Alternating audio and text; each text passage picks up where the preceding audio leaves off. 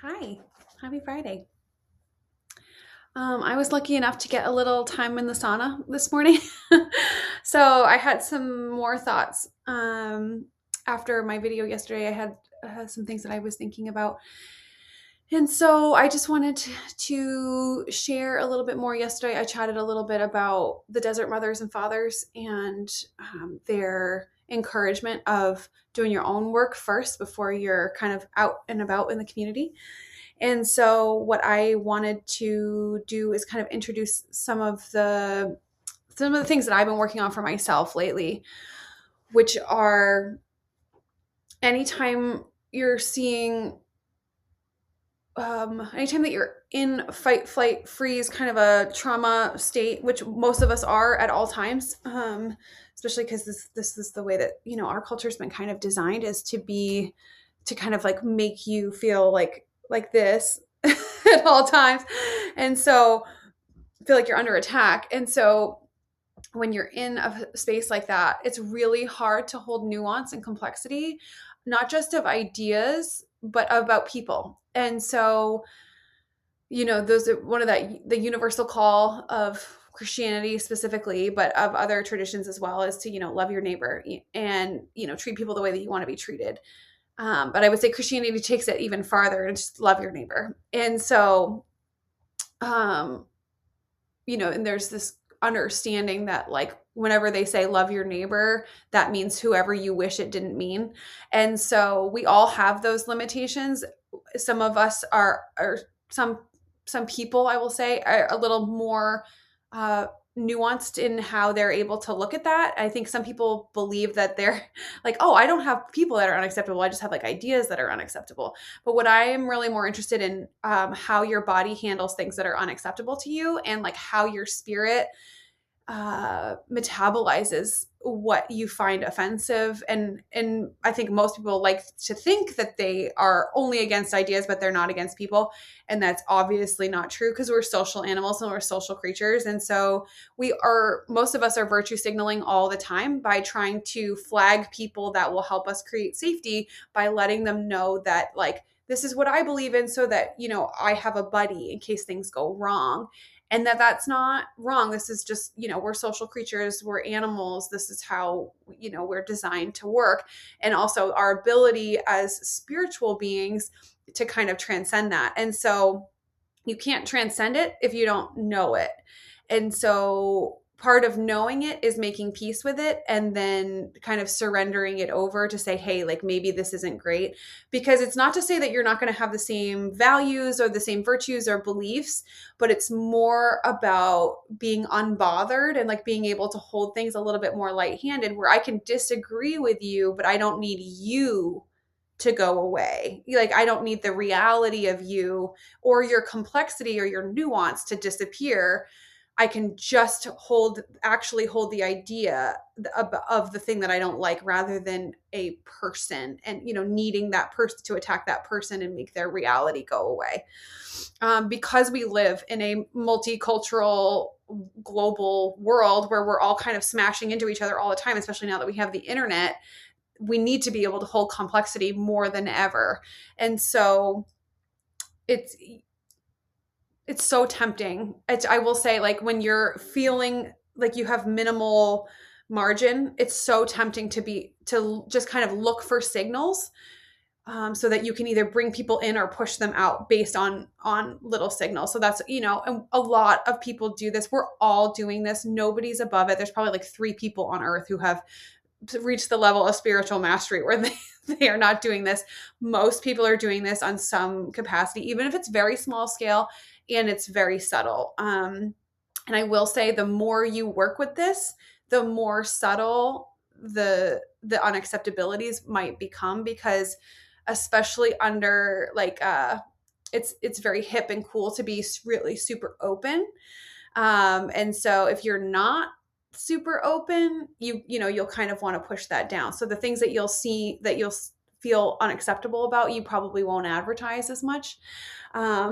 But right now it's really popular to, how do I want to say this? It's really popular to dismiss people to dismiss people based on the one major thing that you're seeing that you find unacceptable. So the question that I've been taking into the lab with me, and I'm inviting you to take into your own lab, whether that's your prayer time or your meditation time, or just like the time you get behind the wheel when your mind can wander, which is like, is it how nuanced do I allow people to be before they're unacceptable? And how many ands and commas and adjectives and identities and things are they allowed to have before I notice something that flags me that I now know what to do with you. I now know how to sort you.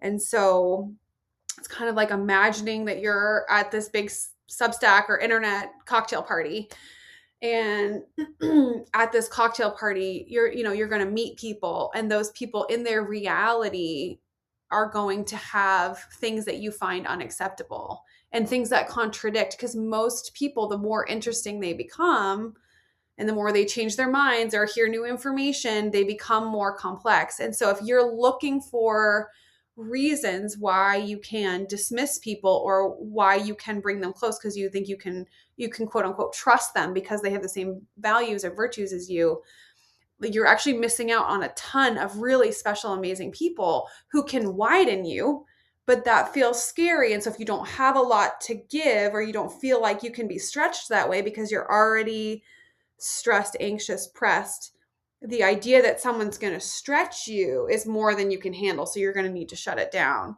And so part of the process of this is being able to kind of watch your body and get into your body enough to notice when you feel like someone's become unacceptable. Like, so that can feel like a disgust response, that can feel like a kind of fear, scary response, that can feel like almost like somebody slamming a door somewhere inside you where you're like, nope, we're not going there. And so it's just really interesting to watch how acceptable people are allowed to be, and how much, like, what it is about them that they're allowed to be until it's no longer acceptable.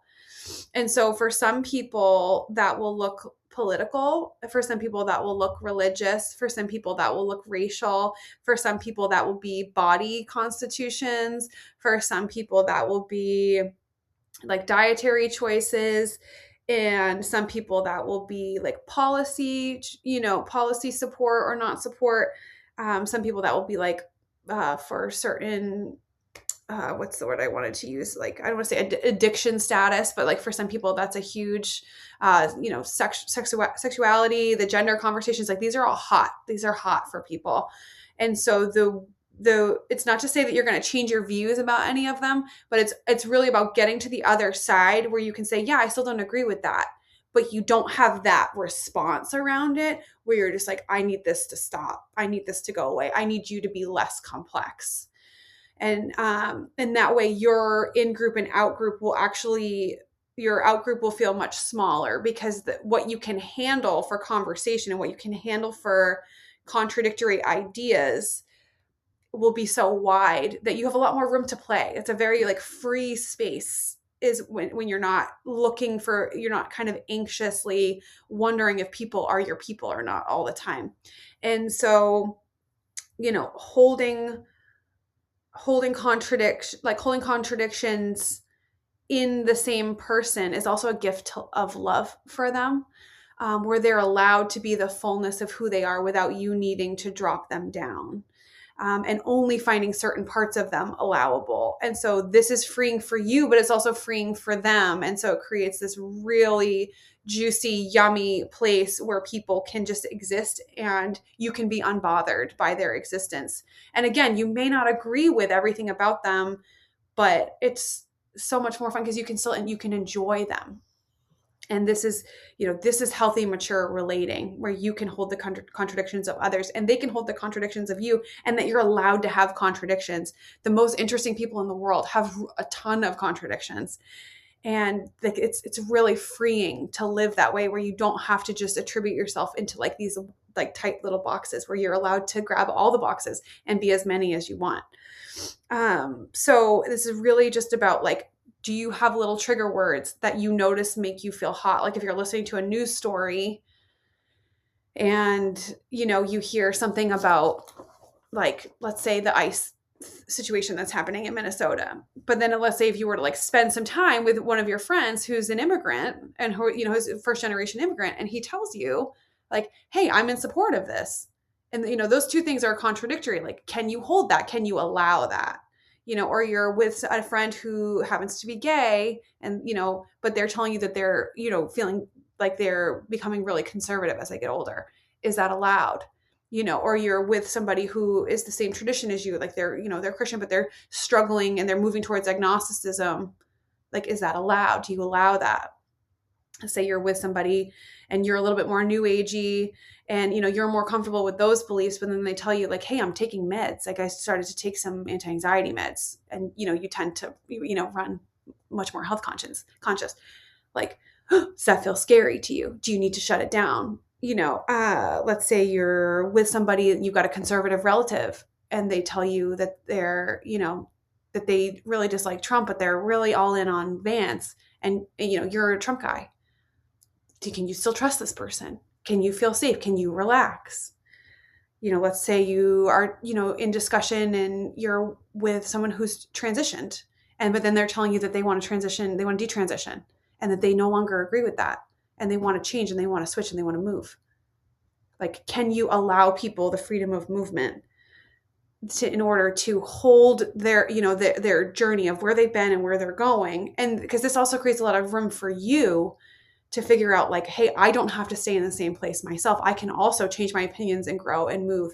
This is all about kind of like a liberated, you know, sovereign playing field where you're allowed to add in new information. But all of that comes from being able to feel safe enough to hold, you know, to hold this, because that's what, you know, that's what your nervous system is doing. That's what your body's doing, is holding.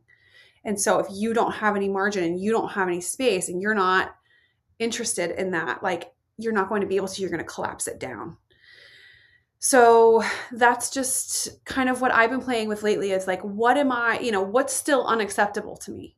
And is it the idea of those things being unacceptable? And does that translate to people? So can I have things that I'm like, oh, I don't know if I love that in the concept, but then when that person's sitting in front of me, do I need to make them wrong? Are they doing, like, am I immediately kind of taking that thing and wanting to distance them from me because it no longer feels safe?